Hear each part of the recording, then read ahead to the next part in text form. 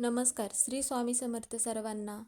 तर आता भोगी आहे 13 जानेवारी, वार आहे मंगळवार. तर या दिवशी भोगीचा जो पहिला दिवस आहे म्हणजेच की संक्रांत 3 दिवस असते आणि भोगीच्या दिवशी आपल्या घरातील लहान मुलं असो किंवा मोठी मुलं असो, मुलांना नोकरी लागत नाही किंवा लहान मुलांना मोठ्या मुलांना सतत वाईट नजर लागते, सतत मुलं आजारी पडतात.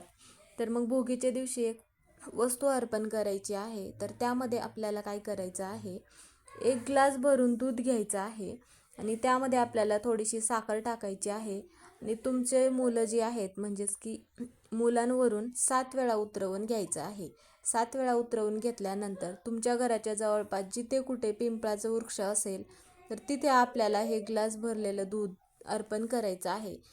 हे दूध अर्पण केल्यामुळे मुलांची वाईट नजर दूर होते, मुलांची आजारी जे असतील तर त्या मुलांचं आजार पण बरं होतं, नोकरीमध्ये यश मिळतं.